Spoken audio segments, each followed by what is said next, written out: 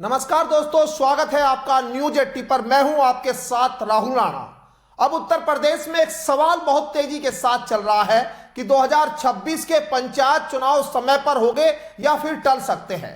क्या ओबीसी आरक्षण की नई प्रक्रिया चुनावी कैलेंडर को बदल देगी और क्या यह फैसला ग्रामीण सियासत के समीकरण को हिला देगा? आज इस रिपोर्ट में पूरे विश्लेषण के साथ इस खबर को समझने की हम कोशिश करेंगे। दरअसल यूपी में पंचायत चुनाव पर संशय है, क्योंकि उत्तर प्रदेश में प्रस्तावित पंचायत चुनाव 2026 को लेकर स्थिति अब साफ कम उलझी हुई ज्यादा नजर आ रही है। योगी सरकार ने इलाहाबाद हाईकोर्ट की लखनऊ बेंच में दाखिल हलफनामे में कहा है कि चुनाव से पहले एक समर्पित पिछड़ा वर्ग आयोग का गठन किया जाएगा। इसी आयोग की रिपोर्ट और रैपिड सर्वे के आधार पर पंचायत सीटों पर ओबीसी आरक्षण तय होगा और उसके बाद ही चुनाव प्रक्रिया आगे बढ़ेगी। यानी साफ है, जब तक आयोग की रिपोर्ट नहीं तब तक आरक्षण तय नहीं, और जब तक आरक्षण तय नहीं तब तक चुनाव अधिसूचना भी नहीं। अब मामला कोर्ट तक कैसे पहुंचा, यह भी अपने आप में सवाल है। तो आपको बताते हैं, यह पूरा विवाद एक जनहित याचिका से शुरू हुआ, जिसे अधिवक्ता मोतीलाल यादव ने दाखिल किया था। उनका तर्क था कि मौजूदा पिछड़ा वर्ग आयोग का कार्यकाल समाप्त हो चुका है और इसे समर्पित आयोग के तौर पर ओबीसी आरक्षण तय करने का अधिकार नहीं है।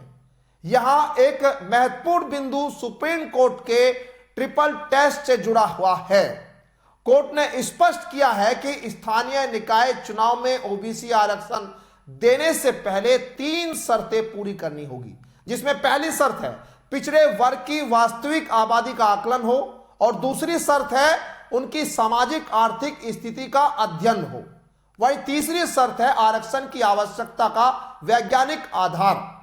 जब तक यह प्रक्रिया पूरी नहीं होती तब तक आरक्षण लागू करना कानूनी चुनौती अब झेल सकता है। अब सवाल यह कि क्या चुनाव टल सकते हैं? तो पंचायत चुनाव अप्रैल से जुलाई 2026 के बीच प्रस्तावित है। राज्य निर्वाचन आयोग अपनी तैयारियां कर रहा है, लेकिन अगर आयोग का गठन और सर्वे समय पर पूरा नहीं हुआ तो अधिसूचना जारी करने में देरी तय मानी जा रही है। विशेषज्ञों का यह मानना है कि आयोग गठन, रैपिड सर्वे और रिपोर्ट तैयार करने में कम से कम 1 से 2 महीने लग सकते हैं। यदि यह प्रक्रिया देरी से शुरू होती है तो चुनाव कार्यक्रम प्रभावित होना स्वाभाविक है, और राजनीतिक असर इस पर क्या होने जा रहा है यह भी समझ लेते हैं एक बार।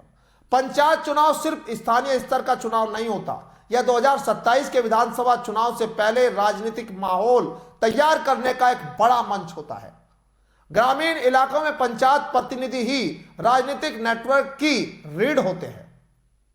अगर आरक्षण में बदलाव होता है या सीटों का समीकरण बदलता है तो इसका सीधा असर जातीय और क्षेत्रीय राजनीति पर पड़ेगा।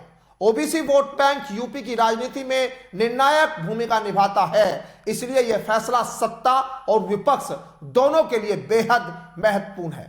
योगी सरकार ने कोर्ट को भरोसा दिलाया है कि चुनाव कानून के मुताबिक होंगे और समर्पित आयोग की रिपोर्ट के बाद ही आरक्षण लागू किया जाएगा। हाईकोर्ट ने सरकार के इस बयान के बाद मामले को निस्तारित कर दिया है, लेकिन असली परीक्षा अब समय की है।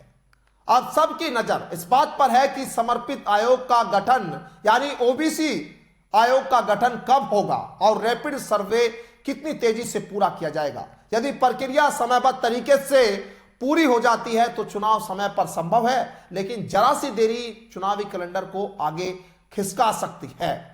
अब कई सवाल हैं जो हमने पहले पूछे आपसे। क्या ओबीसी आरक्षण की नई प्रक्रिया पंचायत चुनाव को टाल देगी?